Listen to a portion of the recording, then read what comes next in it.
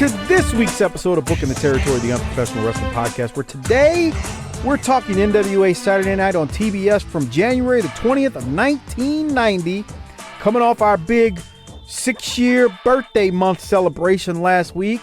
I'm sitting here with Doc and not Hardbody Harper. Before you ask, Harper did warn me a day ahead of time. There was something that came up, it couldn't be rescheduled. And as far as the three of us, we had to get this done tonight, Doc and I. So we're here. We're going to bring you a great show as we always do. But I just wanted you all to know, don't worry about Harper. He let us know in advance, which is a rarity, Doc, isn't it? Well, he told me what he's doing.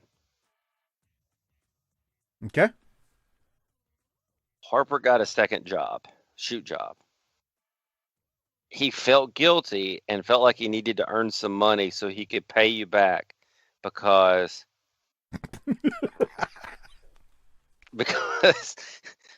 some of this might or might not be true, but the next part is definitely 100% a shoot. This is the only podcast where this would be an actual item to discuss, but Harper has broken another headset. I'm pretty sure that the makers of all headsets need to put on the label, these are not for anal insertion. Now that Doc has told you some truth there's some mixture in there. Let me tell you what happened. Saturday night, May the 29th. I know this is coming out, a week and a half, 2 weeks after that. But Saturday night, May the 29th, I get a random text from Harper, and it says, I accidentally stepped on my headphones. They're destroyed. I said, that's nice. Are you serious? Yes. I said, okay, I'll order some new ones tonight. And he said, okay. And then right after, I ordered them a couple hours later when I got to my computer. I said, I ordered you some new ones. They'll arrive Monday. Okay, that's his response. So, Doc, how many headsets have you gone through now in 6 years? I'm on 2. You're on 2, which makes sense. I believe this is his 5th. I've lost count, to be honest. I don't really know anymore. And my second one will give way to a third one soon, but my second one was the one that was worn out from work, and I repurposed it for show over here. But so I'll be on 3 pretty soon, but number 2 wasn't new when I started using it. And you and I have been doing this since the beginning. He joined 4 months in, whatever it was. Well, how many times not only have you stepped on your headset, how many times do you leave your headset on the floor? So I haven't used the actual formal headphones in a while. They had a nice USB mic on sale like 2 years ago, and I got one. But before that, I had headphones for the first 4 years, and I never left them on the floor. Not once. Because I got kids, Right, I got myself. He tried to give his girl a colonoscopy with those things, and they're not built for that. Can you imagine him wearing his... Can you imagine him wearing his headphones and trying to stick the little microphone up her ass and telling her to fart so he can hear it? Yeah, I mean, it's not the craziest thing. It's not the most out of bounds thing we've ever said on the show. Never forget the live stream where, I don't know, man. I think I was the one who said it. I was like, he probably it was the Patreon live stream. I was like, he probably puts the microphone, he probably wears it and uses it and lassos it when he's, getting it on. Man, and then he takes the headset off and inserts the microphone after. Hey, you get some of those old Monday Night Football Howard Cosell ear cans. They might be able to handle up on that kind of thing. But nowadays, they don't make shit to handle up to that kind of abuse. Yeah, man. Can you imagine what those headphones smell like? I'd like to not think about it. How's that sound? Well, I think there's a term for it. Go ahead and say it. Badussy and earwax. That's right. It's when he texted me, the first thing I did before I responded was I screenshotted it and sent it to you. And you were just like, come on. But it's a fact. There's no other way to say it. No other way to say it. I can't. He's hard on shit. I can't even laugh. I just was like, really? Like, I shook my head like, of course. He's bulldozing his way through life. So he's not here, not because of that. He's actually gotten his new headphones. They've arrived. So yeah, Harper broke a headset, but he's not here tonight. He's actually taking care of some very important business. He has well, let's say this, and I'll be serious. He has a very excused absence on this one. Oh yeah, very much. He called in and let us know, and it's one of the things that you can get an excused absence for. Very much. Okay, Doc. Moving right along. You got something you want to take care of as far as a spotlight or a 5-star or what? No. Oh, okay. No, I'm kidding. We got a 5-star review. It's from Jimmy Garvin's hair. Yeah. His hair back then or today? I don't know. It's a good question because he doesn't have any hair now. It says, what's causing all this? Best podcast out there, and you don't even know. These fellas are doing things on a higher level. Check it out. Thank you, Jimmy Garvin's hair. Definitely appreciate that. I'd like to get a turn can we get a turn with Precious? Oh, boy. She's I also want to mention... I don't know if you heard, but she's bodacious. That's what Rick said in the 80s. His exact words, those bodacious tatas. Boy, try saying that on TV nowadays. That's such a 1987 thing to say. Yeah, it really is when you think about it. I mean, that's you. There's a linear path from All the Way Live in 1985 to Bodacious Tatas in 87. Oh, of course. Yeah. There's definitely the same people who say Bodacious Tatas were saying All the Way Live. I think I agree with you. Okay. I didn't. Hey, well, hold on. Let me say something. Let me say something. We started here. I just wanted to see how you were doing tonight. How are you doing this night, fella? You've been. Where's this going? Well, no, the shoe job has had you unavailable lately, and I was just making sure we hadn't really had a chance to connect. Now you're gonna make me break kayfabe on you here. You're gonna make me say something. So let me tell y'all a little secret about the little Dockster fellow over here. Gets lonely. I'm a big fella. He gets lonely on the shoot job, y'all. He gets real lonely. And he really can't handle. I am extremely busy on a regular basis, especially lately. We do keep the lower to mid card workers busy. I am extremely busy, as in I don't have a minute or two to spare during the course of the day. Usually, it is just wall to wall. My time is accounted for, and it could be hard on you. I ain't complaining. I feel blessed. I work hard, and I feel blessed to have a good job. And Doc can't handle it. That's why he asked that question, because I cannot give him the time he needs. He's like a woman during the day. I just think you're doing more. Segment backfired on you. No, I think you're doing more work than the job requires, but that's just me personally. Okay, Robert Fuller. On that note, you were talking about 5-star reviews, so I wanted to mention something. First thing I want to do is give a special shout out to the largest patron contributors monthly that we have. Disrespectfully Classy, Mark E. Blassie, Mike Childry, Jeremy Priest, who bumped up again recently. I'll mention that in a second. And Joe Ice, thank you for your generous support. And I need to mention someone on the Facebook group. This will be funny. He goes by the name of 504 Ducky. And this is not Duck Bozard. This is another Ducky. So he's 504 Ducky. He's from New Orleans, from what I gather in the Facebook group. He posted a message in the official Facebook group, BTT, that is filthy. Oh, my God. What is wrong with you people? Wow.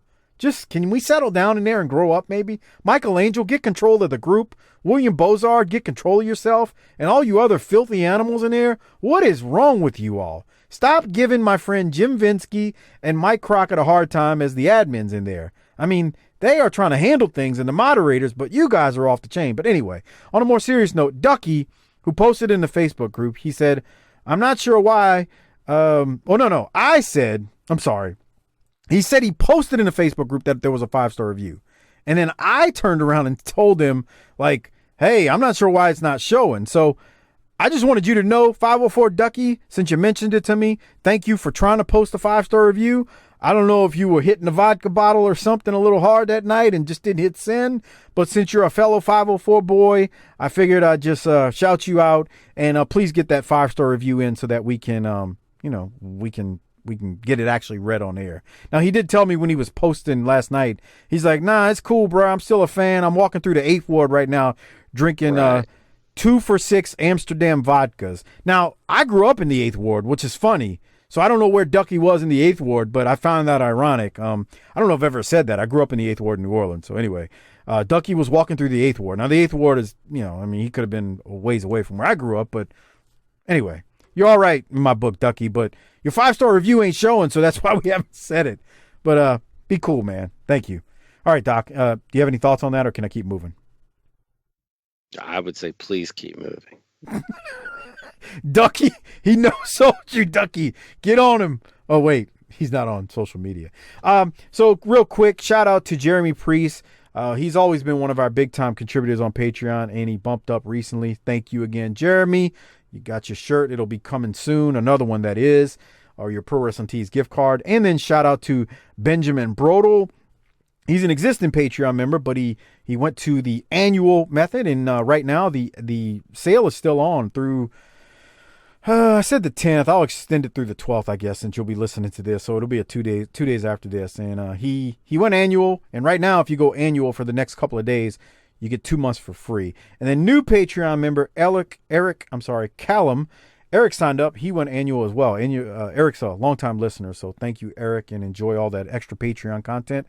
Doc, tell the people we cut a couple of Patreon shows before this tonight. You want to tell the people what they're missing out on that just dropped recently?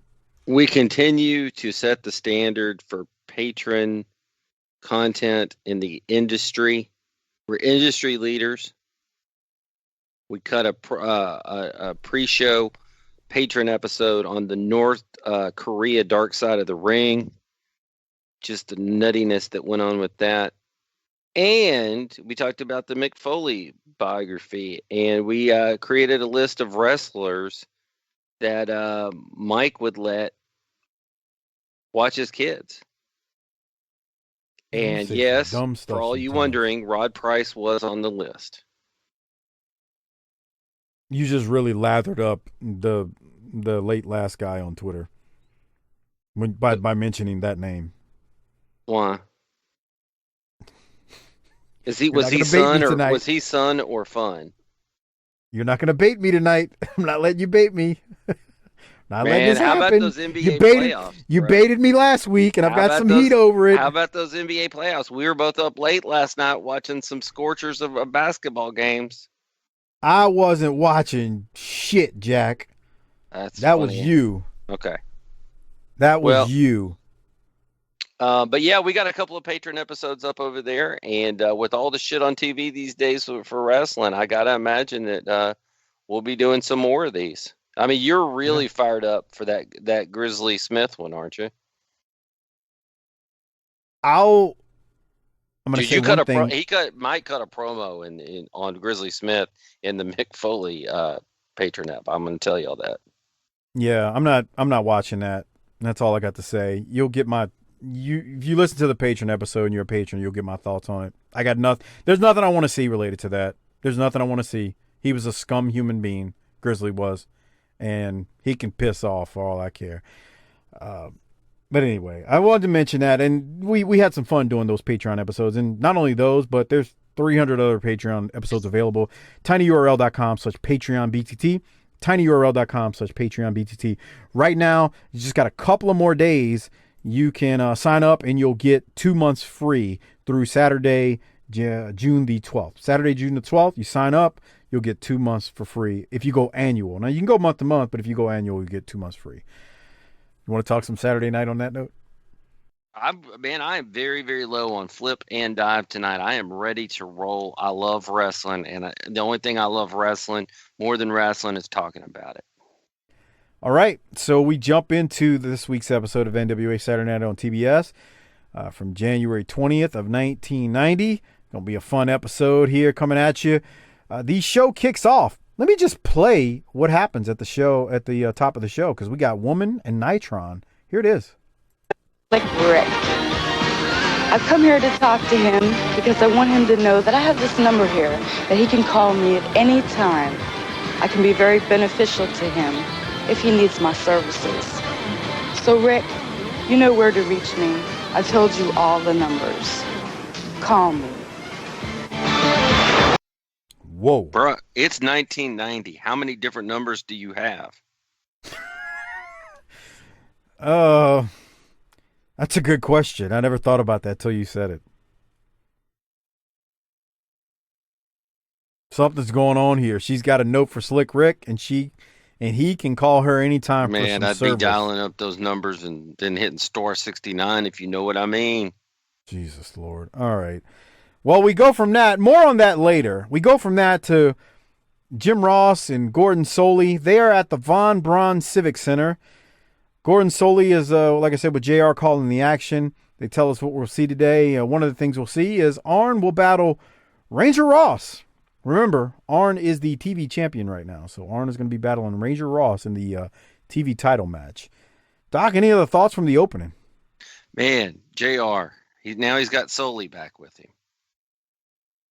Lots of switching. Hard to find a rhythm. He's going to, God, at what point? It's coming up where Corny's basically going to be on commentary with him unless the Midnight have a match. On Saturday night. He's going to be with Corny soon, like most of the time. I just can't remember when the switch officially happens. I mean, we've talked about this briefly. I've had this conversation with you. Silva and I have had this conversation on air with you as well, where the WCW right now has JR, Gordon Soley, and Lance Russell all doing commentary. Isn't that crazy? A lot of talent. Legendary talent. It's unreal that in just this little time frame, they've got some of the best talent in the world, whoever existed, working for them. So anyway, I just thought I'd point that out. We keep moving. We got the rock and roll. Quick. Okay. That center that they're in, the Von Braun Center, had a maximum seating capacity of 10,000, built in 75. I didn't look up the attendance for it. I could on the fly in a second when we go to a promo. It's fine. I don't care. There's a website. I'm just telling you, they were running a big broom there. 10,000 is by today's standard, that's a kind of a mid-size arena, though. You know what I mean? Because we got arenas. The arena's now 17, 18, 19, 20,000 easily. What's the AAC hold, Doc? About for 20. Basketball. That's what I'm saying. So that's kind of mid-size, and the 10 is smaller than the Lakefront Arena, which was that's where UNO plays their basketball games, but that's where they had a lot of wrestling events in the 80s and 90s. But anyway, ROH ran there a couple of years ago too. So anyway, we go to the Rock and Roll Express versus Mark Kyle, Killer Kyle, and Rick Fargo. I never thought of this until now, Doc, when I was watching this match. So unless they wrestled elsewhere. First match of Smoky Mountain. Well, no, not only that. I was going to say, I wonder if this is the first time that Mark Kyle and Robert Gibson were in the ring together. Maybe. Hard to know. How could you really ever prove or disprove that? Yeah, I don't know. They may have been on other shows together for the NWA during this time, house shows or whatever, non-televised. It could have happened before this. So anyway, I just thought about it. I was like, when we think about the first match of Smoky Mountain history, which was first televised match, let me say that, Gibson and Kyle. So here we go. They're in the ring again. But anyway, double drop kick to Fargo. Rock and Roll going to win. Any thoughts, Doc? Well, not surprisingly, Rock and Roll's over here. Oh, yeah. We're in Alabama. So we might be thinking, it's 1990 and they don't quite look as, cutting edge as they did a few years ago. Not here, pal. What'd you think of that bump just now by Rick Fargo? Did you see that? Run it back real quick. Watch Gibson gut shots him. And he just falls like a wet turd. God almighty. Looked like he tripped over a 2x4 laying in the yard. I honestly, I don't blame him on that. I think he didn't hear what Gibson called. Gibson called a spot and he went. You're an and he was like, I don't know what to do, so I'm just going to fall down.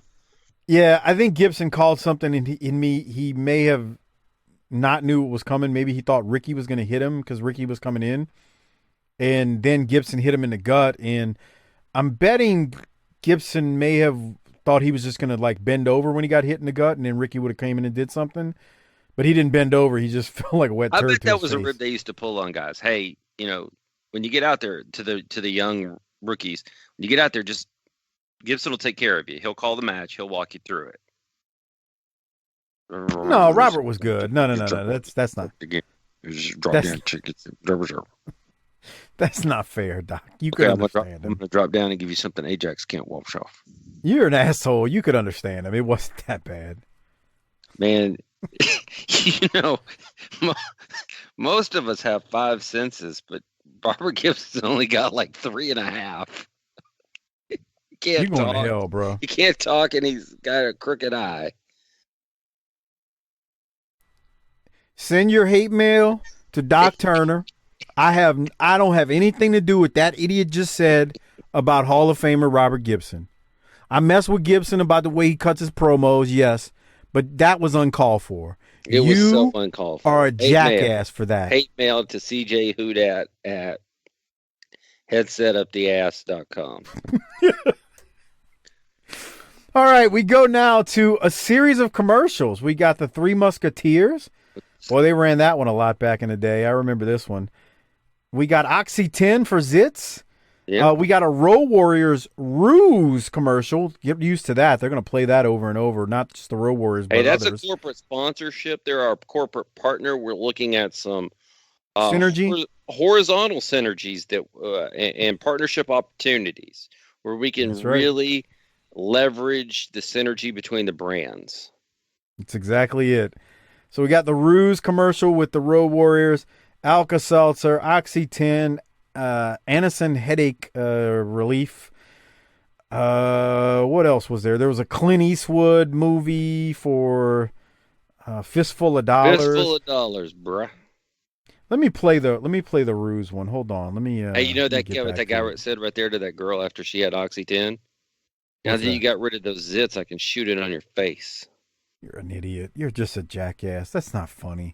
There's the Ruse commercial for the Road Warriors. It's really quick, like 15 seconds. Look out! It's the mutant psycho savage, no mercy, demolition, scream! Legion of Doom! What do Road Warriors wear on the road to destruction? Ruse. Ruse! Shoes for your feet, pockets for your stuff. Well, I'm going to say I hate that. Okay. Fair enough. They're crazy, uncontrollable killers, but they were able to take direction for a commercial. It makes me think too hard about how they're playing a character instead of just being badasses. Well, this was the start of the commercialization way back to 1990. And you can also know that I'm checking out left and right in real life at this time. Okay. Any other thoughts on these commercials, Doc? We're starting to, I'm tired of them already. When do we get back to the ones that have them cut out? That sounded like a real good idea a month ago. I was going to say that Jackass Jaworski, he actually posted in the Facebook group that these commercials recently are some of the best parts of the show. He's a weird guy, isn't he? He's a strange fella. He Hmm. really is. Cranks off to Harper's voice. Cranks off to... I mean, he watches Impact and AEW every week. God, that's rough. I watch some Impact from now and then. Every once in a while, I'll watch it. I have no idea what night it's on. If it's on and I've happened across it, I'll watch it. I always think, I wonder what Moose has, how bad of a guy Moose must be in real life if the WWE or AEW hasn't snatched him up yet. Yeah, I agree. And to take up for you a little bit on Impact, they've got Eric Young, who's Oh yeah, I misused. watched Eric Young the other night. He cut a hell of a good promo about how they had set the tag team up and all this shit by design, and he laid it all out, and it was a great promo. He's awesome. Eric Young was misused by WWE, and don't sleep on Eric Young. Eric Young's Impact run over the years, he's always been good there. I haven't watched none of his recent stuff, but Doc and I have always been big Eric Young fans. If you listen to the first year and a half of BTT, you probably heard us raving about Eric Young all the time because we used to watch it, and it was actually good back then, but whatever. All right, Doc. We go to the next video clip of this show. They throw us to a clip from Worldwide where Doom and the Skyscrapers, yes, Doom and the Skyscrapers, so 4-on-4, versus the 8-man tag. You got versus the Road Warriors and the Steiners. So Doom and the Skyscrapers versus the Road Warriors and Steiners. We've got Terry Funk and Chris Cruz on commentary. This thing ends in a DQ with the Steiners and Warriors winning. Warriors and Steiners get the boots put to them at the end. Then we come back to Huntsville where we go to the next match. Did you have anything on this 8-man tag that turned into just a big wild brawl at the end? I was going to ask if that was Chris Cruz. Obviously I knew it was Funk. So yeah, that was one of my questions there that I got answered. This is too much, man. I don't like 8-man tags to begin with. These are 8 humongous guys. The ring is too full. There's not enough space for them to maneuver. I don't like this. I agree. I'm not a fan of this. I mean, you need to. I mean, this shit looks like a bunch of 5-year-olds playing soccer. It's all jumbled up. I don't mind that. I need some smack talking promos though, before and after that, or after. Well, of course. I don't mind when they do that while brawling, but I need the smack talk so I can really get into the personal issues. That's all I'm saying. Keeping it moving, the next match is the Midnight Express versus Larry Santo and Keith Hart. Did you hear? Did you hear what they said at the beginning? What's that? Well, Keith Hart is from a town that I think got you called the N-word. Chalmette? No. What? Sevierville. Oh, okay. I didn't. Oh, yeah, that's right. He said Sevierville, and I popped. I was like, man, I remember when. Yeah, during the Smoky Mountain run. Yeah, you got called the N-word. Negligent. What did I call it? Sevierville. What did I call it? No, you called it Seaverville. That's what it was. You called it Seaverville, and you got called negligent. Boy, they got some people in this world that just work themselves into a lather for nothing. I bro. can't You know what I'm saying? imagine. I can't imagine A, listening to a podcast, or B, thinking about wrestling and having something work me up so much that I would call somebody such an unforgivable slur. I think people. It just... sounds very dated. It sounds, and I hate it when wrestlers use it in the 80s because it sounds like it's a 50s Leave It to Beaver Happy Days term. But you want to use the term nothing happening. Do you know how bleak of a landscape your life is if you're going to let these things that we do work you up so much that you're going to call somebody that word? That guy got worked into a shoot that day because you also were doing the demo. You did like some demographics first. Those are facts. I can't make those up. But then you did your, and again, I don't want to get political, but then you did your you did your left wing bit, but sometimes you do your right wing bit, and people don't realize that you're just doing either side because you're just trying to. You're like Harper sometimes. I'm a little bit more subtle in a weird way because it's not subtle.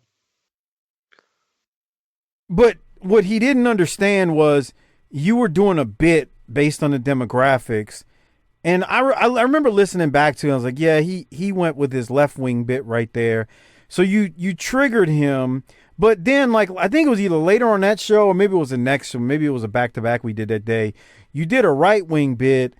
And let me tell you something. For people who stick around and have caught on to that with Doc over the years. Watch your mouth. Whatever it is you're about to say, I don't like where this is going. Steve DM on Facebook, he said one time in the Facebook group, and I was glad he got it. He was like, one time I almost let Doc work me up, but then I realized he was he'll say something on the opposite side of the political spectrum. So it kind of just went away, and I think most people like now realize that as we watch the Midnight Express beat these guys inside of 3 or 4 minutes. So Doc is that's what he did on that show that caused that guy to have that reaction, which is furthermore where I'm like, don't work yourself into a shoot. Doc's just being an asshole because that's what he is. And he's like Harper. Harper does that on Facebook. He throws his brick and then he runs when the Civil War breaks out in the comments. That's not what I'm trying to do. I'm not trying to stir trouble. What I'm trying to do is educate the wrestling audience that we should demand more from the wrestling we watch. Hey, it's still possible for a wrestling-related product to stir emotions in you. Why don't you demand it of these damn products that are getting paid all this money to be on TV? And how come I can do it, but they can't? Or won't? I don't know, Doc. I can't. Well, I'm a leader in the industry. That's why. You're a leader in the industry covering lots of events. Let's keep moving. That was some inside baseball right there. I'm gonna tell that story on a Patreon show one day. Oh my God, I'll have to. That guy can't be alive still, can he? I actually think he had some severe health issues, man. He really had some problems. I didn't make fun of them. I asked a question. Yeah, he had some severe medical issues, and I think he's still alive. So well, if he's dead, you won't speak ill of the dead because you're a real pussy. No. And we're not. What we're joking about is not the health issue. We're joking about something he said. Did you not pick up on what I just said? You won't I did. Ill of the dead because you're a pussy. I heard you. You're an idiot. Hey man, Golden Globes, bro. It's Hollywood's biggest night. Yeah, keeping him, but we weren't making fun of somebody with health issues. There was something this person said to us. I kind of was. And we were like, what, dude? So anyway, it was funny. It was nothing horrible, but it was funny. Hey, we might not have had a lot of listeners the first year, but we were still having fun. Yeah, we were just trying to have fun with our listeners. He was an old-time listener. We go to a commercial, TBS movies, American Graffiti, the Golden Globes. We see the Wrestle Rap 90 ad again. A Luger commercial for Ruse this time, so not the Road Warriors, but Luger. Selsun Blue, Goodwill Games from Seattle, Alka-Seltzer, and then a Ray Charles Diet Pepsi commercial. I remember that one. Yeah, that was good stuff. Ray Charles. It was. Man. He's like, "You got the right one, baby." Uh-huh. Oh yeah, that was good stuff, pal. Any other thoughts on these commercials before I keep this show moving right along, Doc? Man, Selsun Blue, that shit was for your flaky head. It sure was. There's a Ray. Was that the one that said you only get one chance? You don't get two chances to make a first impression, or Selsun Blue? Yeah. I don't even remember. What was Head? That was Head and Shoulders. That's what that was. I couldn't tell you. I'm sorry. I should be making shampoo references to you. You're bald. Okay. We got to go to this commercial, Doc. We've got Teddy Long here, bruh, with Mark Callis and Doom. What the commercial promo flying fuck is Teddy wearing?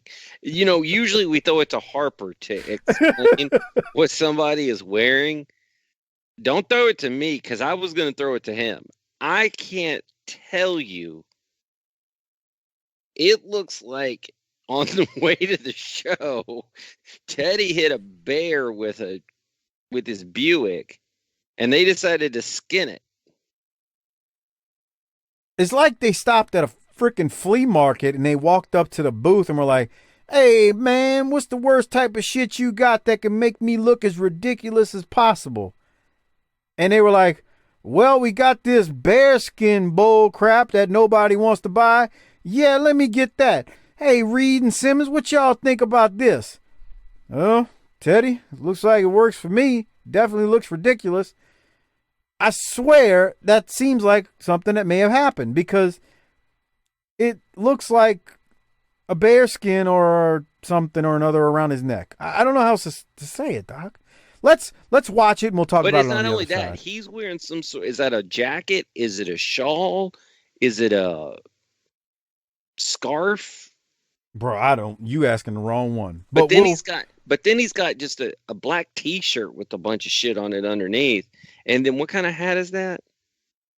I forget what they call that. Looks like he's trying to start some revolutionary army for the Black Panthers and shit. He looks ridiculous, but it's Teddy during this era, and he's going to get even more ridiculous. Oh, and we're just saying that we love ourselves some Teddy Long. Holla, the holla. Mixture though of Teddy, Mean Mark, and Doom. Just man, that how many mixture. people could you?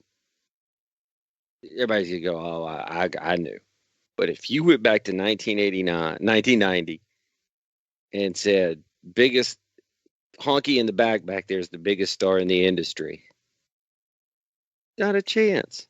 Oh yeah, if you had a time machine and you could go back in time, and it was nothing. It wasn't that Mean Mark was bad. It was a bad talent at this point. But if you were to go back in time and you would have told someone, "Hey, that guy right there, he's gonna be a bigger star than Butch Reed or Ron Simmons." Not just that, like if you literally went back in time and said, "Hey, this guy is gonna be a bigger star than anybody he's standing here with," and on top of that, they're going to give him a gimmick and he's going to be known as the Undertaker. You know, like an Undertaker at funeral homes? He's going to be the Undertaker. Man, people would have looked at you and they would have committed you. If you could go back in time and tell someone that, you would have been committed. Because that's how crazy it would sound. On that note, let's finally go to the promo. We saw earlier in the hour the devastation that Doom and the Skyscrapers parlayed on the Road Warriors and the Steiners. Your collision with the Road Warriors may be something that you may not really relish. Well, Jim Ross, first thing I want to say is I'm so glad you picked up on my word, lay, play, and parlay, because that's exactly what the people saw happen to the Road Warriors and the Steiners. Now, the Skyscrapers are going to take care of the Road Warriors, and I don't want you people talking about the new Skyscrapers, because it ain't no new skyscraper. This is one half of the skyscraper, Mean Mark Callis. Now, my soul brothers Doom over here, they're not worried about the Steiners, and we're not worried about the Road Warriors. So what's the big problem here? On February the 6th, sir, in Corpus Christi, Texas, the Clash of Champions, you're putting your mask on the line against the World Tag Team titles of the Steiners. I got to ask this question. Are you ready to pay that price? Ready to pay a price. The only thing that we're putting on the line is our performance against ourselves. Those punks are a classic example of a hog biting off more than you can chew. When I climb into that ring with my partner, I can assure you that the roof will come down this time. We are sick and tired of so-called athletes. Brother, if you want to see an athlete, you apply yourself to the laws of the street. You don't get in the ring with all of that natural ability. When you jump in that ring with a man that has lived and come up on the street, the house will rock. All right, ladies and gentlemen, big tag team showdown's coming up in a matter of days, and now let's go up to the ring. Pretty good promo by Simmons right there. It was, but I'm just waiting for him to go, "Isn't that right, Butch?" "Oh, shit." Or, "Damn." I thought that was tremendous.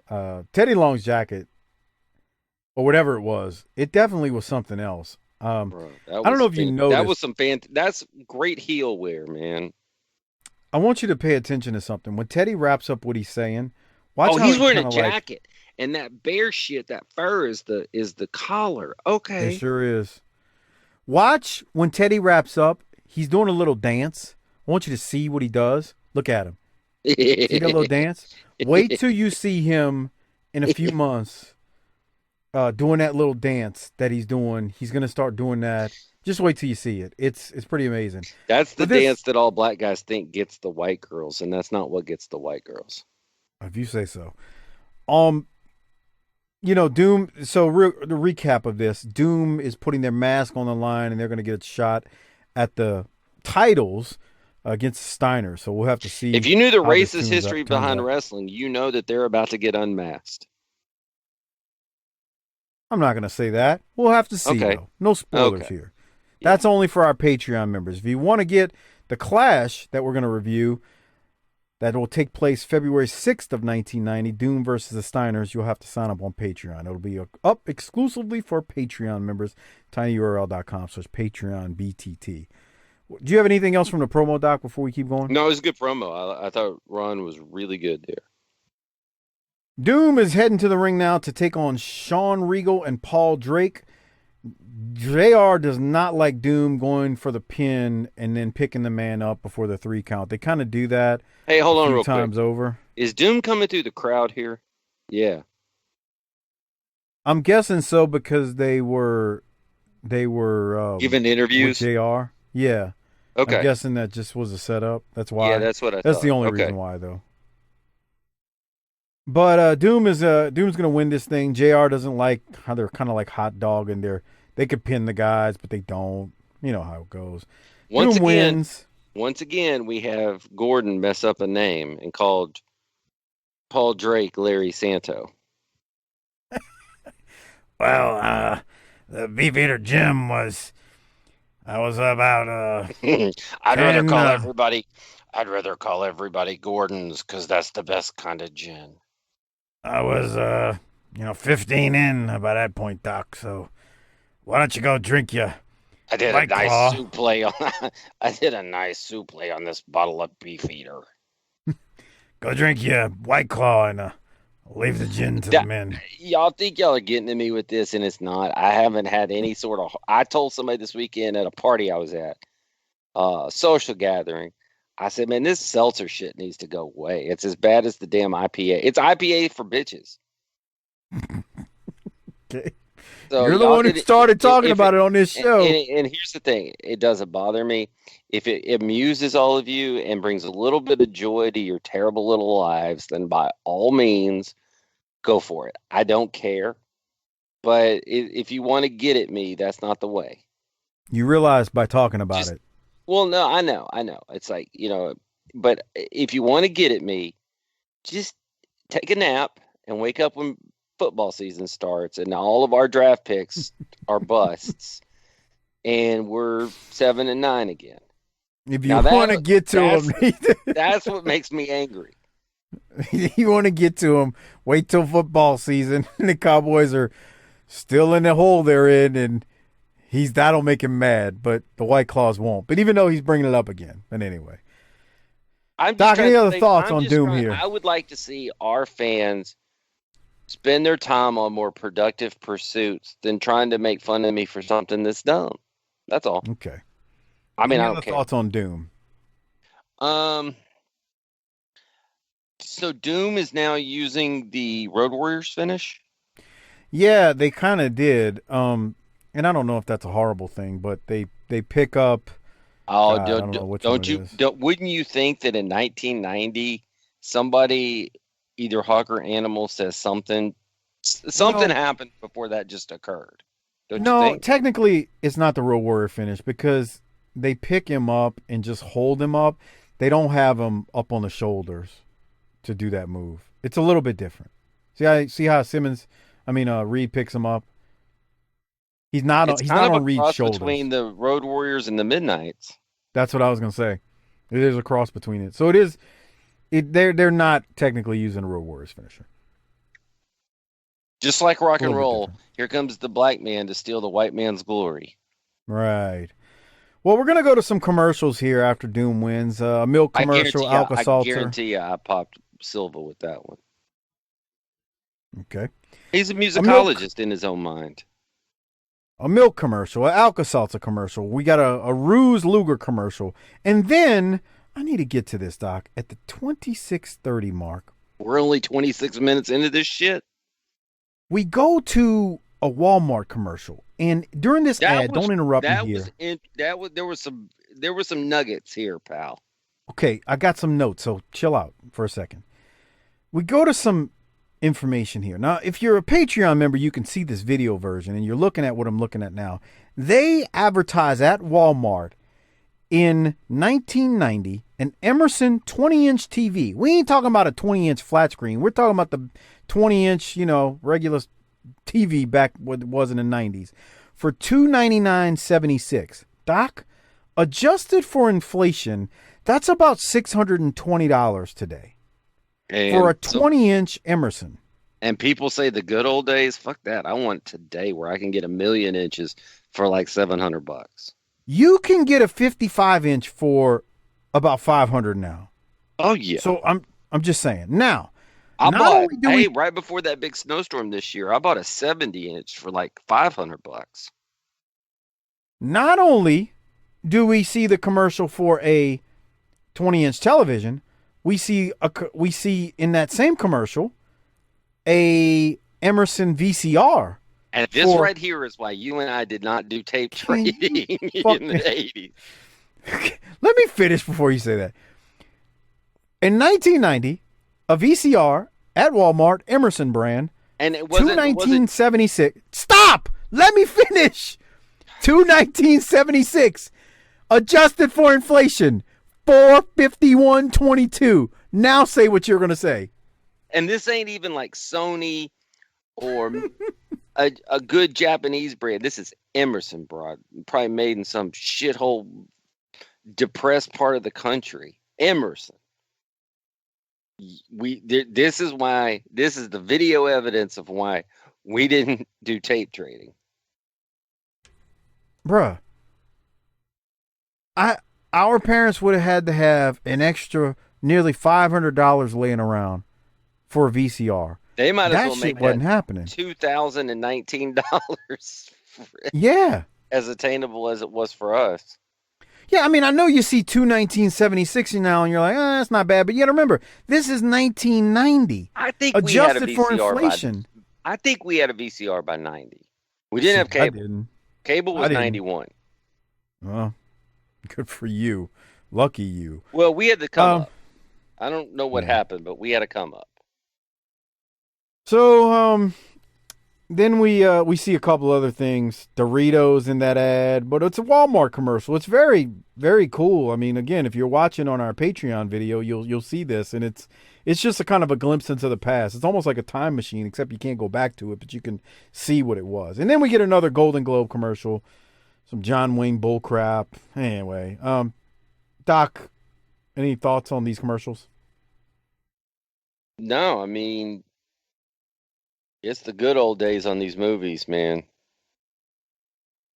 TBS claims when they're advertising these movies, they said something about since there's no football. I mean, I need to look. I'm wondering if this is the era where this was the bye week in between the NFC and AFC championship games, and then the Super Bowl was the next weekend. Because there was a time when the Super Bowl was the last weekend. And we're into that time when the Buffalo Bills are going to start getting their asses whooped.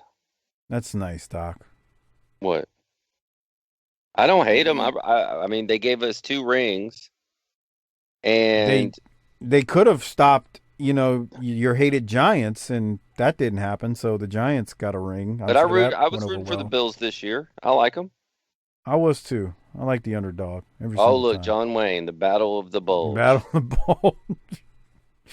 All right, we'll keep moving and get a fistful of dollars from Clint Eastwood too. Doc, in this next match that we're going to see in a second, let me fast forward. We have Sting versus someone called Mr. Asia from the main event. Doc, do you know who Mr. Asia is? Well, I was going to say that the frizzy afro does not say Asian to me. But what I do think it says, and I'm going to take a guess, is this Hacksaw Higgins? That is definitely Hacksaw Higgins, and I'll throw you another nugget that you can confirm it's him. Not only the hair, that he's got in a ponytail under the mask. Yes, he's a masked man, Mr. Asia. It's also the boots. He's got the same damn boots on that he works when he works as Hacksaw Higgins. How many rubes are going to pick up on that? It's the first thing I noticed. I guess I'm not a rube. Uh-oh. Look at that. Go back. You see those white people just standing in front of those brothers? That ain't cool. I did. I did. You think they asked those white people to sit down and they got called words? Why do you always go there? Because that's what life is about. It's racism out there, Mike. I don't know every single time, right? See, look, they're just like, man, hey, we're just here to enjoy some wrestling, and there's a bunch of Cheeto eating goofs in front of them. Look at him. God, look guys. at these saps and marks in front. Shit. What is he looking at? A crossword puzzle? They are not sending us their best. What is that guy doing? And the guy doing I don't know. Special. I thought it was like a program or something that he had in his hand. This motherfucker's keeping score like in baseball. These three behind look like they could. Oh man. They didn't get the Dealt piss beat with. out of him standing up for no reason. But Dealt with. yes, Mr. Asia is Hacksaw Higgins. He's wearing the same boots that Higgins wears with the stars on them. And when he moves, you can definitely tell it's Higgins. Even JR says something about it. He's like, I don't think he's Asian. He doesn't look like it. So JR he don't give a piss. He's just having fun with it too at this point. Sting is going to win this match with the Scorpion Deathlock. Doc, any other thoughts? This is just lazy. And here's my other question. And this is what appalled me more than the boots. They said he's a bounty hunter or a mercenary. Who's giving up the bounty? I don't know, man. There's the guy. He's got a magazine. That's what he was looking at. Hey, man, I came to watch the wrestling matches. This is not a good match. We'll keep moving. After Sting's match, we go to some more commercials. They're all repeats, unless I missed something. Sega Genesis, Anderson Pain Relief, flashback movie ad. There's all repeats other than that. Doc, any thoughts? No. All right. Keeping it moving, we got the Fabulous Freebirds. They're going to take on Bob Cook and Lee Scott. Hayes and Garvin are dancing and gyrating, and it continues to be a complete debacle. I have nothing else from this other than the Freebirds win. Quickly. I got to this point in the show, and I kept thinking to myself, if we're not going to have studio wrestling, can we at least have more promos? Because we have had one at this point. Look at him right there. Them dancing. It's terrible. Look, it's terrible. I would be surprised if Garvin went to Hayes and go, look, man, I can't dance, so can you dance worse?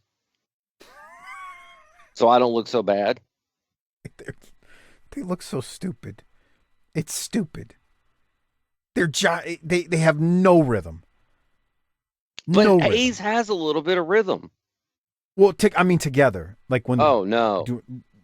No rhythm together. Zero. It's no rhythm. Boy. Jaworski has this thing about posting Hayes. Remember the calendar shot from JCP? Unfortunately, yeah. Jaworski's got this thing. He keeps posting that in the group, and I'm like, sooner or later that asshole's going to post a video of him beating off his meat in there and get kicked.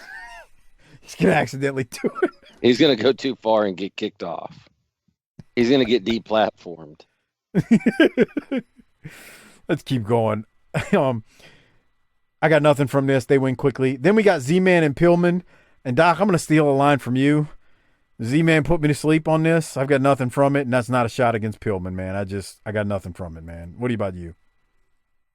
Hold on a second. Let me see.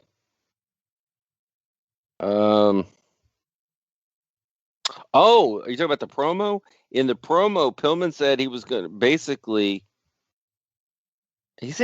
to no more one-night stands. No more broads. He said he was going to basically steal Hayes' broads. Right. Them's is fighting words. Yeah, that's something. But It's I funny guess I'm because just, they basically call the Freebirds old. And we've discussed how they're really not that old. they're really not that old. It's just, it seems like it because Hayes has been around for so long. Which is And I get very why odd. they would want them to work with those two guys. But if we were gonna like all other things considered, the Freebirds and the Rock and Roll fighting over Rock and Roll supremacy would be a better matchup. Yeah. They could sit over there in the old folks' home and wrestle over who rock and rolls with their daily Geritol the best. I can't get past just them as a team, Z-Man and Pillman. I can't get past it. It's a generic tag team from the early 90s unless you see what kind of bucket of cold water they threw on Pillman. Dude, he must have done something bad. I don't think he did anything bad. I just think it was incompetence. Yeah, that's true too. The thing is, he weathers it and ends up in a team with Austin, and they do some good stuff together. So I got a question. I got a question for you. Yeah. Do you know who the Gladiator is? Yeah. Are you asking me because you're going to tell me, or are you asking me because you're curious? I didn't have a chance to look it up this week. Yeah, I believe his name is Ricky Hunter, and this gentleman basically worked damn near everywhere.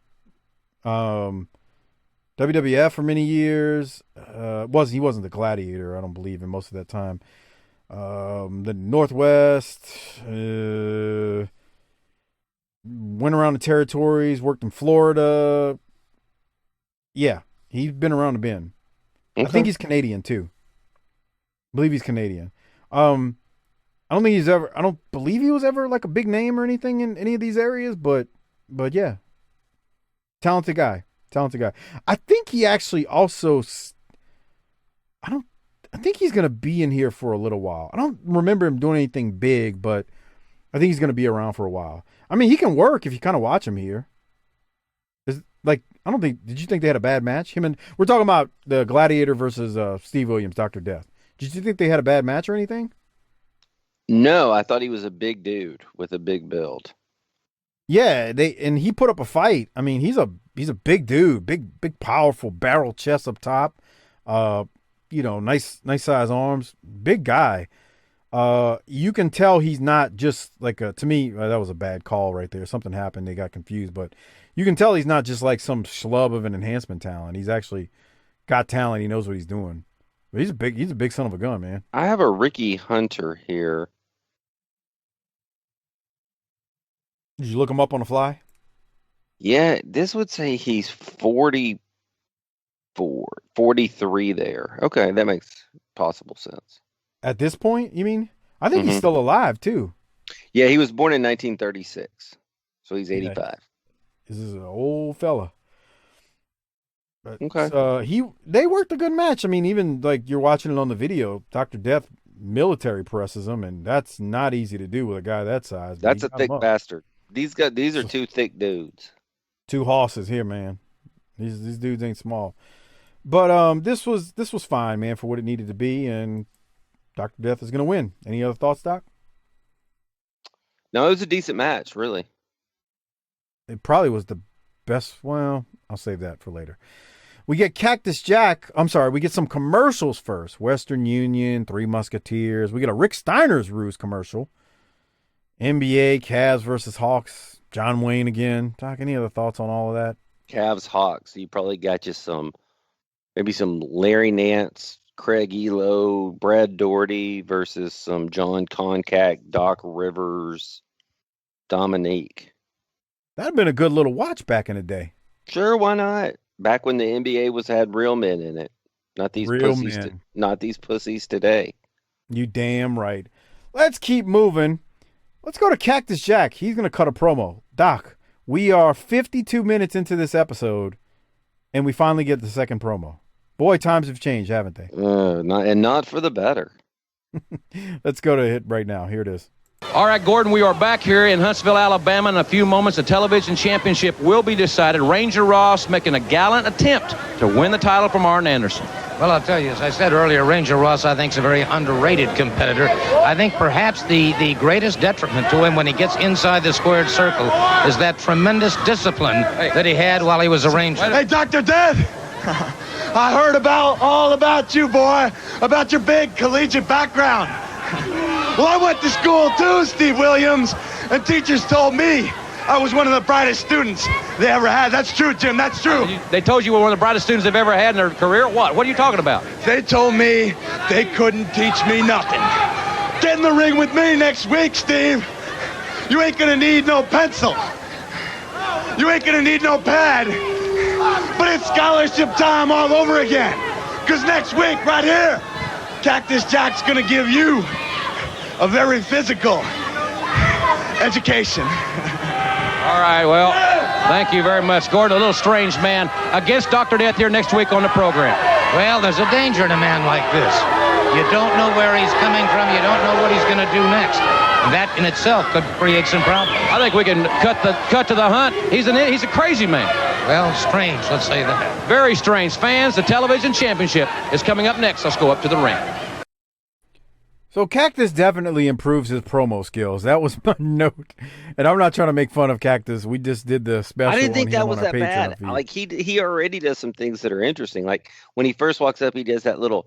It's like a pause, but he kind of does the little giggle, and it's under his breath, and it's the kind of shit crazy people do.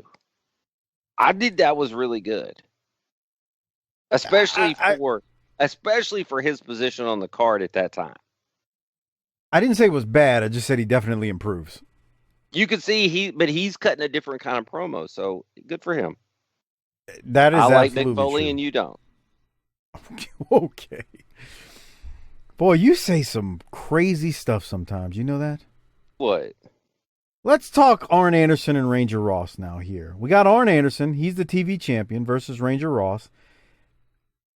It's, I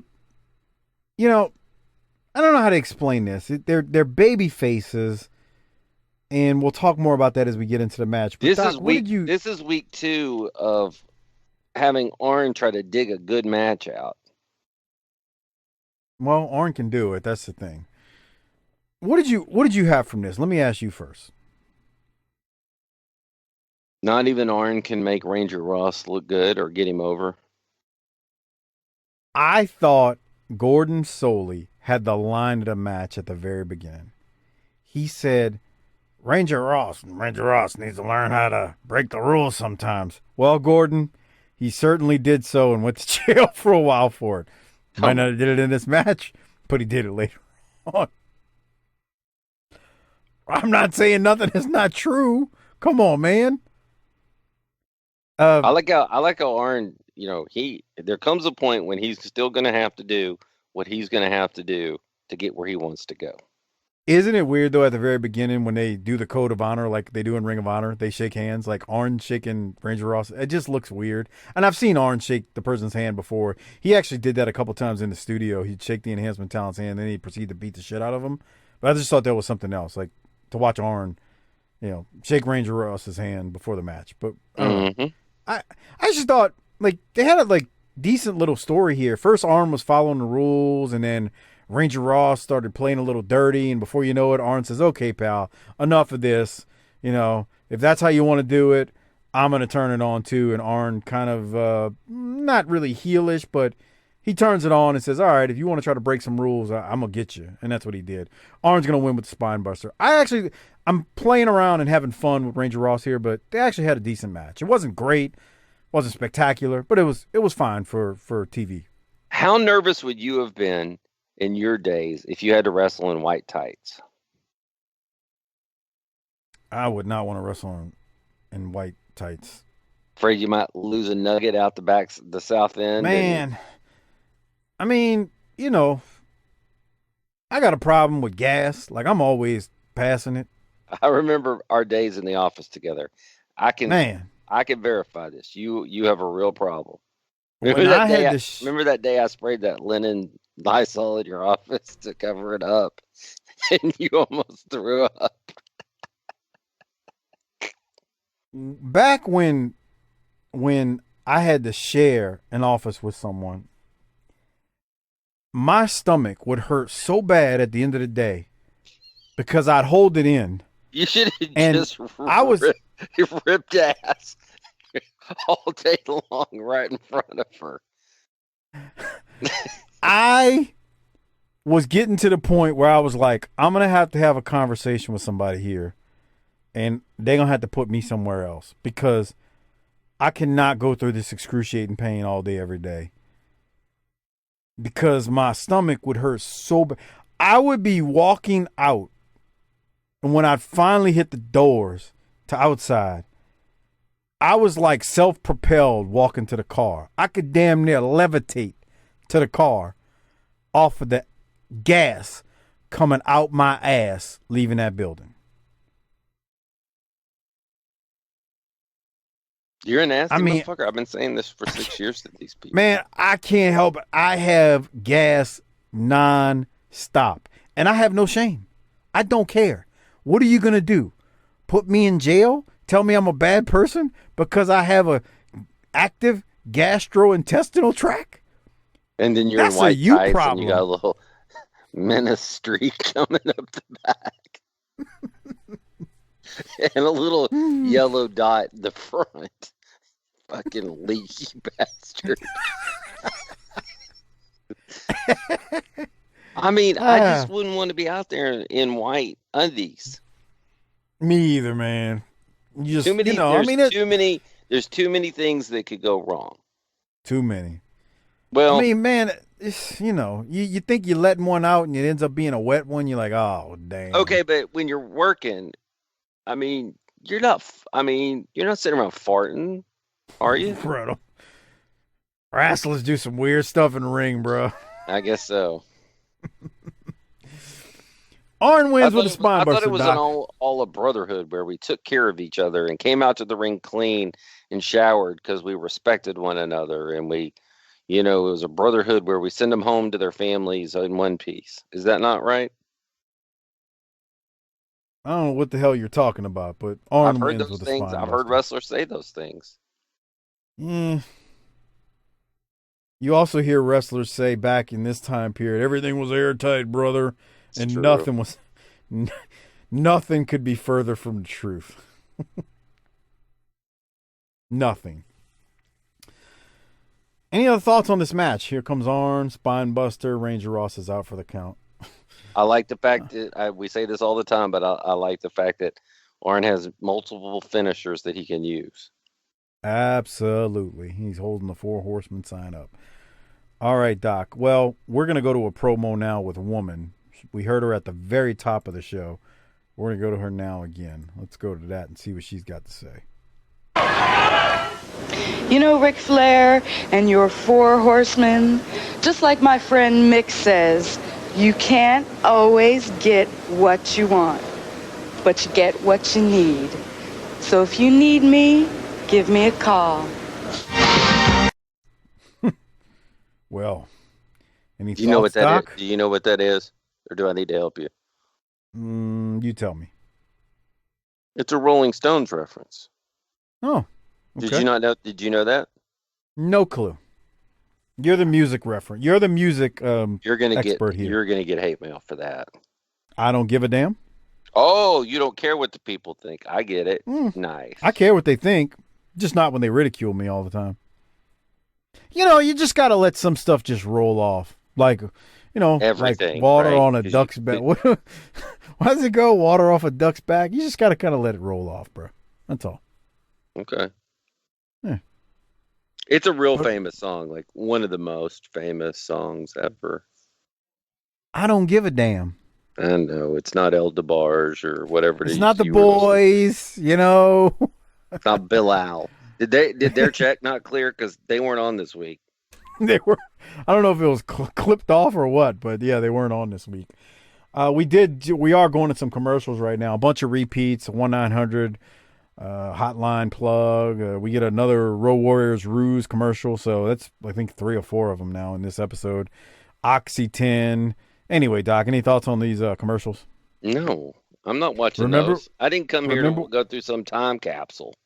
Remember when I told you 2 weeks ago that the commercials would get old because they will start repeating over and over? Well, here we are. Here we are, pal. Here we are. All right. So then we go to the next match: Eddie Gilbert versus one of the Galaxians. Eddie's going to end up winning this thing with the hot shot. Doc, any thoughts? It was a kind of a shitty hot shot. Let me fast forward to it. Why do you say that while we're going to it? If I remember correctly, he was too close to the ropes. Oh, okay. Because I'm pretty sure I think that's Danny Davis in there right now. Well, we all have bad days, Mike. But not 100% sure. But anyway, yeah, it's it's fine. Oh, okay. I'm trying to get to it. Man, this is a long match. Where's it? They go. Okay, here. That was it. Here it comes. Oh, yeah. Yeah, he's way too close. God, they were too close. It was hard. It wasn't either one of them's fault, really. Eddie had nowhere to fall back to. Right. Because he's already up against the ropes. They were pinned up against the ropes. Yeah. Okay, well, you were right on this one. What can I say? Here's a replay. Watch a replay. Oh, yeah, he's right up on it. It looked even worse from that angle, to be honest. Yeah, because they really look like they're on it. Wow. Okay, we'll keep moving, Doc. Let's go now to the Four Horsemen. They're with JR. Here we go. For the pinfall. Thank you very much, Gordon Soley. And ladies and gentlemen, the entire wrestling world has a little illness. There's a fever going on. It's called Four Horsemen fever. Whether it's tonight in Baltimore, tomorrow night in Richmond, or Monday night in Raleigh, the fever is hot. Well, Jim Ross, it's a fever, it's an infection, it's a disease. What it is the most elite group of athletes in professional sports today. It is the Four Horsemen, it's society. We walk where we want to walk. We talk the kind of talk we want to talk, because in that ring, we know, beyond a doubt, that we are the very best in the greatest sport in the world today. And with our new man Sting, we feel stronger than ever before. I gotta say, how is life with a horseman? How's it treating you? It's fast lane. How about a fever, Rossi? Well, let me tell you something.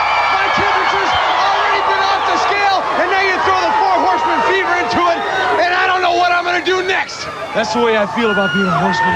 And you got your problems with Buzz Sawyer, the Dragon Master, and the Great Muta. That showdown coming up at the Clash of Champions in a cage on February 6th. Buzz Sawyer has screamed and hollered that he was brought up in a cage. He lives to be caged. Cages are for criminals. Cages are for animals. The only problem is, Sawyer, when you were wandering around that cage, were there 3 other big dogs in there with you? I don't think so. You became a criminal in the eyes of the horsemen the day you put your hands on Ric Flair. This man stepped forward in my absence. Now I'm here. It's 303. The myth, the legend. It's all back intact. It's the sign of the 90s. Tell him, H. Some may come and some may go, but this is a sign of the 90s.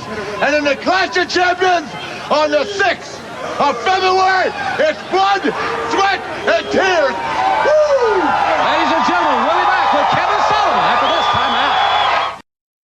So, Doc, is this your favorite? I'm going to assume this is your favorite version of the Four Horsemen with Sting. Yes? No? Maybe?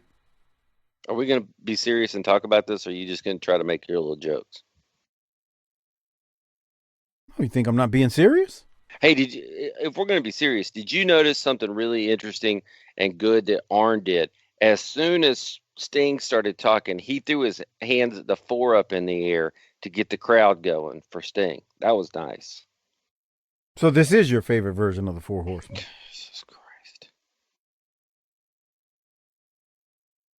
Okay, pal. Yeah? You want to do the rest of the show on your own? I love how you like doing that to me, but when I do it to you, you get triggered and can't handle it. Triggered. Mm-hmm. Yeah. Triggered. Are these the words we're going to start using? Are we going to be woke now? You can't handle it. You can't handle the truth. I can't wait till the junk food dog waddles back into the territory, and I can be like, "Is this your favorite version of that fat motherfucker?" You've got 4 or 5 more months before that. No, but Sting's getting ready to blow out his knee, and we'll be done with this. So I'm not freaking out. Well, we'll be done with the Horseman. You're not going to be done with Sting. You'll be done with Sting in the Horseman, but not with Sting. Sting ain't going nowhere, pal. Sting's here for the long haul. I'm aware of that. By the way, Jim Ross admitted on one of his recent podcasts, according to Silva, that the Future Shock idea was his and not Jim Hurd's. He said the rest of the booking committee took a dump on him about the idea, but went with it anyway. So he said they were out of ideas. And while he took some responsibility, he was like, look, it's not like anybody else had any other ideas. Oh, so you heard what JR I've said heard about this. it? Yes, I've heard it. Okay. Well, I wanted to mention it because I hadn't heard it, but I just find that interesting that... Well, if you spend as much time listening to wrestling podcasts as you do shitting on them to me, then you would hear some of this stuff. I don't know what you're talking about. But... when you do manage to talk to me during the day, I can't believe you listened to that bullshit podcast. I can't believe you listened to that one. I mean, every single one of them, including the ones you plug on this show.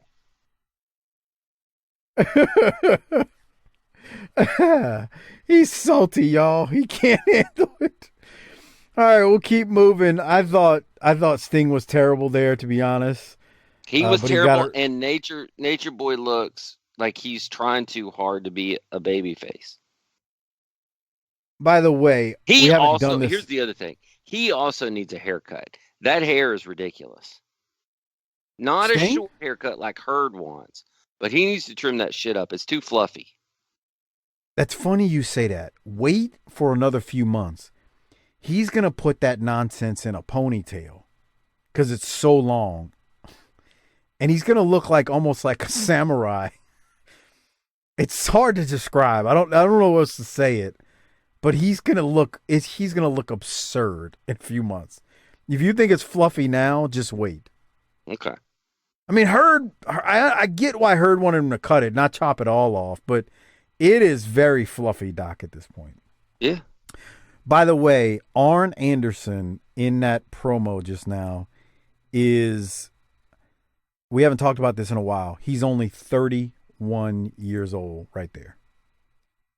31. He's going to make 32 in September. He still looks 50. Oh, boy. He still looks 50. Doc, did you have any thoughts as we keep moving on any of these commercials that play? I thought a lot of them there were some replays, a couple of new ones, but nothing, nothing to write home about. You know what I'm saying?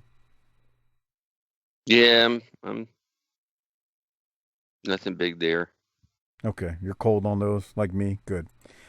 Let's go now to the Louisville Sluggers segment with Jim Cornette.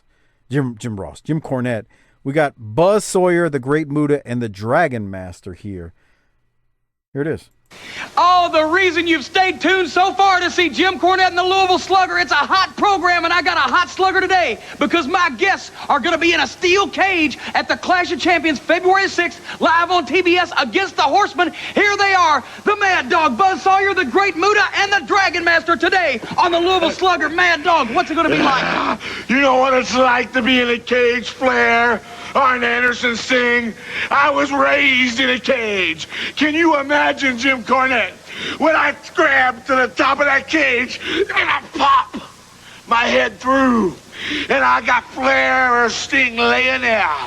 The Great Muta blows and then I stand and I do that dog flies off the top and I end the career of one of the 4 horsemen. It's going to be so exciting. But now let me ask you, Mad Dog, we saw last night all the people watching TBS watching the Power Hour. You beat up, you destroyed the Andersons. You came up off that top rope and you crashed down on Ole Anderson. You nearly crushed the life out of him. How are you going to be able to do that in the cage? You can't get your head through that steel cage, can you? You liked that, didn't you? I kind of did, as a matter of fact. Yeah, well, you wouldn't mind hurting somebody, would you? I like hurting people. I believe him. And I believe him. With the Oriental skills that the great Muta and the Dragon Master has put in my mind, the things that we have ready for the class, the 10th class, I understand. You know, dogs ain't too good with numbers, but we know how to fight. I want to say something to you, Jim Cornette. Okay. I want to say something to all the wrestling world. This will be one class that no one in the world will ever forget. Because what the Mad Dog has planned, no one, I don't care who it is, can top what we got going on. Now, I want to say one more thing. Okay, go ahead. And you were going to say it. I was just going to say it. Sting and Flair. What about it? Sting is going to wrestle Flair February 25th at the pay-per-view Wrestle War. What's going to happen? Well, answer a question for me. Okay. What if they get hurt on the Clash?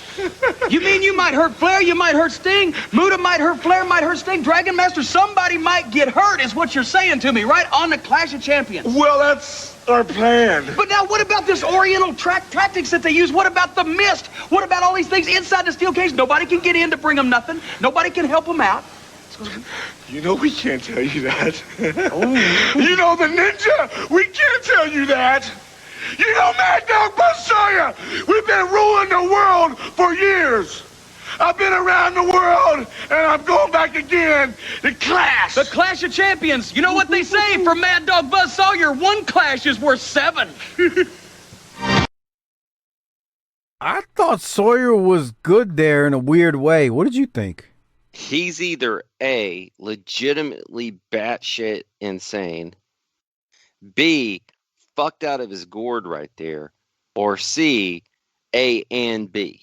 Yeah, I ain't going to disagree with you. I was ready for him to say, it puts the lotion in the basket. And if you look at this right here, and this is a frequent Harper complaint, without any branding on the back of that wall, this shit looks mud show. I mean, imagine this if you were like taking some shrooms or LSD and you happen across this shit with Muta back there and Dragon Master and Buzz Sawyer and a blue screen. This is some cable access production. Yeah, you know Harper loves his branding. He's got to have the brand. He's a brand manager. I mean. Yeah. Yeah, I don't know why they don't have the NWA there. Yeah, I'm with you, man. But if you wanted, I mean, if you want to tell me that if anybody's going to hurt those guys before the Clash, it's going to be Buzz Sawyer, I go, I believe you. So there you go. Yeah, and he's talking about hurting someone, and stay tuned to see if somebody actually gets hurt. I don't know if it's from Buzz Sawyer, but just stay tuned, you know. Buzz, it was really good, and like I said, it was kind of crazy when you watch him. It's a good promo. He does come across as lunatic and insane. We keep moving. More commercial repeats. I don't really have much. Doc, did you have anything? We got the great Charlton Heston, who Treasure Island. Yuck. Treasure Island was something else. Man, unless I get to that island and see mountains of gold or big titties, I don't give a shit. Okay. I'm just saying. Any other thoughts? This is for a hearing aid, but today, you know what it would be? What? Reverse mortgages. Man, how crazy is it? I wish Harper was here, but how crazy is it that Magnum PI is hawking reverse mortgages and Joe fucking Namath is on there trying to get you the benefits you deserve with the virus? You know what I'm talking about? Yes, I've seen it. That motherfucker is the guy that Ric Flair built his persona on, and now he's trying to help you bilk somebody out of some coronavirus benefits. I've seen it. I'm like, man, there's some snake oil stuff on TV nowadays when it comes to some of that stuff, man. Snake oil. Yeah, the carnies have escaped the wrestling business for sure. They surely have. All right, we keep moving. Kevin Sullivan is going to take on Robbie Idol.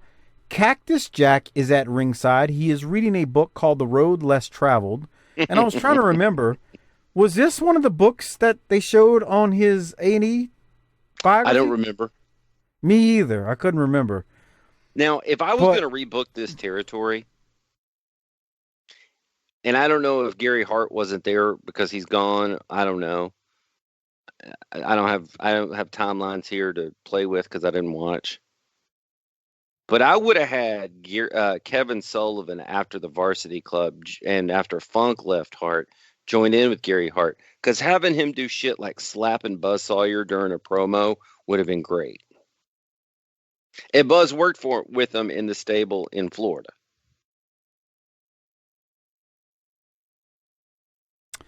Well, I hear you. I'm not going to co-sign it, but okay. We've would all too. got our ways of booking things. We get off the air, you'll be like, man, that was a great idea. We should write that down. I'm still trying to figure out if Sting is one of your favorite Four Horsemen of all time. No.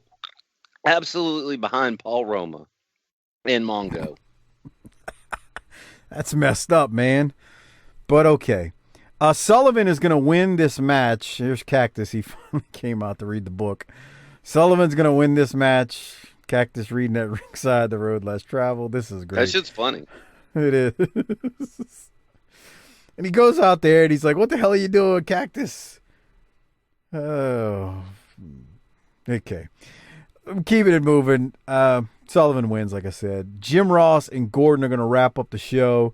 They tease some of the things coming next week. They speculate on what's going on with Woman and Flair. And then we go off air. That's how things wrap up this week. I'm very entertained. I was actually very entertained by this week, and we'll talk about that in a second when we do the Rolex and ratings and all that good stuff. Before we do so, I want to remind you, I'm not going to plug any type of commercial or anything here, but I'm going to tell you how you can support this show if you're already shopping on Amazon. Please use the BTT Amazon Associates link at tinyurl.com/BTT Amazon. A great way to support this show without spending anything extra. If you're already shopping on Amazon, if you use that link, the show gets a little bit of support in return, and we greatly appreciate it. Again, tinyurl.com/BTT Amazon is how you can support us when you use Amazon. Doc, what are you going to rate this thing? Man, I did not have as favorable of an impression, I guess, as you did. And I don't care if I fast forward through the commercials or not. When I tune it on and see 2 hours, I start getting cranky. I really am got the calendar out, and I am exiting off days, counting down until pitchers and catchers report. You said some shit coming up like there's a 3-hour episode on the way. You can just count me out right now. You can go to the JV. You can go to the bench for that one. We're going to split that one. That's going to be, we're going to split that over 2 weeks. I mean, it just makes sense because it's so I'm not doing long. In that episode, I was looking at it, there's a 2 out of 3 falls match with the Rock and Roll and the Freebirds. It's just a long episode. But anyway, and it's not quite 3 hours. It's like 2.5 or so, but yeah. We'll split it. So what are you rating it? I didn't hate it though, and there's some good moments. So don't get me wrong, and I'm not trying to be sour on this thing. I mean, we still love the wrestling. So I'm gonna say B-. Oh, okay. Well, that's not as bad as I thought you'd give it. I'll give it a B+. It's definitely not in an A category, but it was fine. 1.5 hours. It beat 2 hours.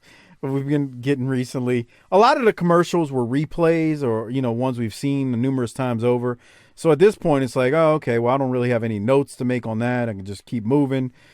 So, yeah, I thought it was fine. B+. All right, we need to give out the Rolex. Before we do so, I want to say, please sign up and become a patron at tinyurl.com/PatreonBTT.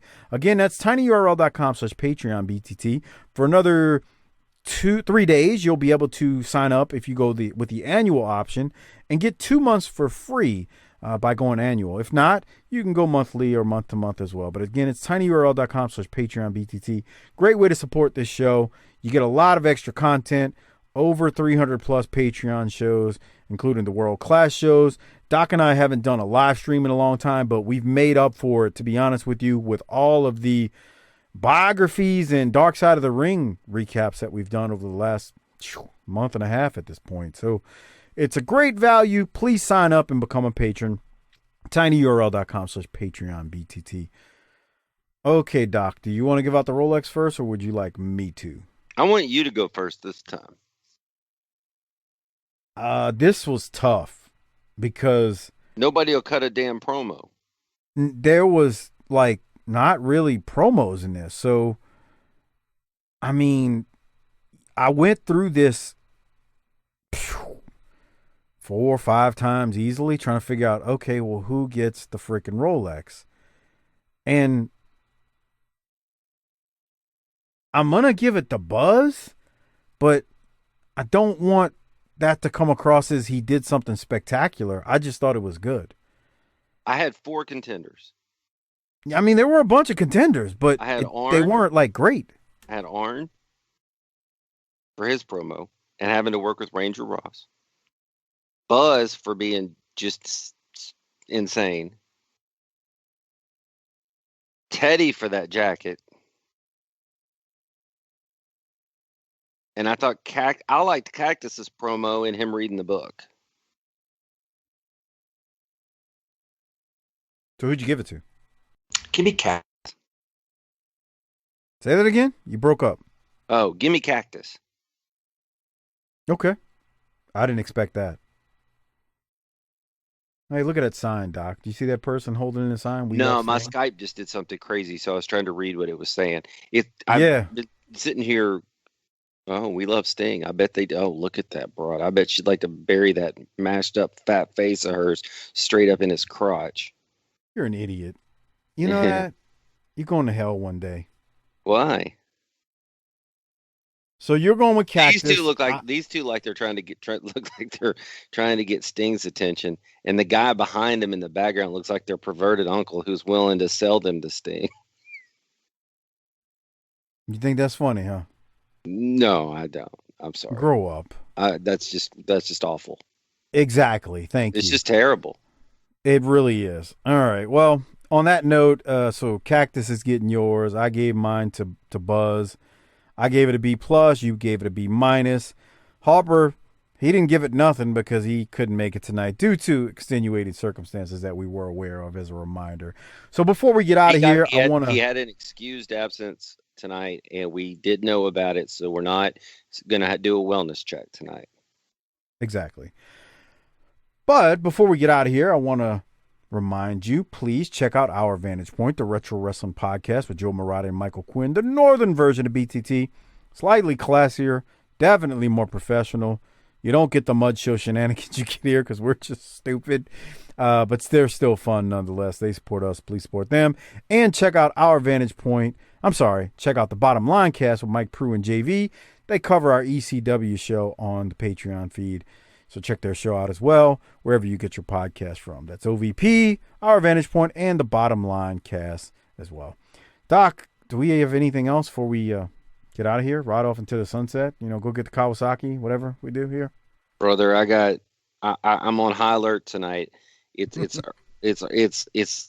usually I'm blown up and tired by now, but I got game 5 of the Mavericks playoffs. We're tied 2-2. This is a must win. It's a 9:00 local tip off. I mean, how am I going to stay up that late? By the time this airs, the series could be over, right? Or would be over. Hopefully in our favor. I mean, I think, you live here and you don't feel about the Mavericks like you do about the Cowboys. So you like little pudgy Luka out there, don't you? Yeah. He's good. Damn good. Good kid. I don't have nothing against the Cowboys. I just like, giving you a hard time. I talked to a guy at a crawfish boil this past weekend who said the last Cowboy game he went to, this was a few years ago, but it was at the stadium. I think it's the one you might have been there. Was against the Saints. And they beat the Saints. And he said there was a ton of Saints fans there. And you know what? Everybody's got their own story to tell because you'd be like, Cowboys fans are blah, blah, blah. He said, I wasn't sure we were going to get out of there alive. Is he a Cowboy fan? Yeah. And he's in his own stadium, and he's saying, I wasn't sure if we were going to get out of there With alive. the salty Saints fans after y'all lost. Disrespectful visitors. That's hilarious. Sounds like a wuss to me, but okay. You're in your hometown, in your own stadium. You got Saints fans outnumbered by the thousands, and you're crying about, I didn't think I was going to get out of there alive. Get the flying hell out of here. That sounds like some just cowboy nonsense. Well, what I told him was, I said, man, I can feel you. I know a guy who's a Saints fan, and he's a real piece of shit, and I wouldn't trust anybody I know around him or anybody he knows. Right. I was talking about Harper, not you. All right. Well, Doc, on that note, what do you say we get out of here? Who does the D-man root for? He's a Saints fan. Oh, I would imagine that he has his backup team is the Jets, Jets. He got on Harper because, I don't know if at some point in there he got on Harper because he was saying Harper didn't become a Saints fan until they signed Breeze and they started winning. And D-Man was just ripping Harper a new one and claiming he's been a season ticket holder. I gotta side with D-Man on that. Longer. You gotta ride or die with the home squad, man. He's full of crap. Harper's been a Saints fan. Really? Fan. I mean, that's okay. That's just D-Man just being stupid, to be honest with you. He's become a bit of a celebrity on the Facebook group. Well, at some point, Luke's going to have to put those two in the ring. No, that's a reverse money printer. Matter of fact, I don't know if it was Armando or somebody on the Facebook group mentioned it. He's like, if you want to really print some money, maybe it was Mark Wilson. You want to really print some money, put those two in the ring. And Luke said something like, and I laughed. I think he was being funny, but he was being truthful. He's like, then I'd be like the rest of the turds who run turd shows. Come on. I think the insult was more at the D-Man and not Harper. Although Harper is one uncoordinated son of a gun in the ring. So he can contribute to the business, and he can contribute to the business in other ways. I have heard, though, based on the Wildcat Facebook page, that Wildcat may be running soon. So stay tuned. I better start getting my excuses ready. The only thing is, I don't know. So they do the X-rated show in New Orleans, and I don't know if they're going to be able to do an X-rated show this year, just based on, you got to book the bar so far. I don't know what the restrictions are still, but I think based on what Luke said in the Facebook post, it seems like they're going to come back before the end of this year. When that'll be, God, it could be December. Nah, it'll be before then, bruh. We'll see. I followed the science, and the science is looking real good right now. So we'll see. Well, I'm sorry, we're global. So if you're in one of those countries that's on fire, I don't know, get a vaccine if you can. If it ain't during football season, I'd go. If it's during football season, I gotta watch my slate of college football. We've been recording now for almost 3 hours tonight. That's your problem. You suggested it's your problem. I don't want to fucking hear it. No, you brought this. This was your idea, not mine. People, what he wanted to do was do one big patron episode. And I said, let's break it up into two so people have like a couple of different gifts to open at Christmas and shit. And he goes, nah, let's do it one and go through both of them real quick so that we can get done. He's always trying to cheat y'all. And then he comes out here and he's like, I'm the guy that's trying to cheat you. I'm trying to maximize your value, guys. That's what I'm trying to do. Doc is complaining about how long we've been recording right now. But this was his idea. Right, this used to be every other Friday morning. Boy, was it. Oh, every Friday other morning. The good old days weren't so good. The good old days weren't so good, man. I'm telling you. Well, on that note, I think we should get out of here and ride off into the sunset like Austin used to do on his. So why don't you hit the tagline? Okay, bitch. You're a broad.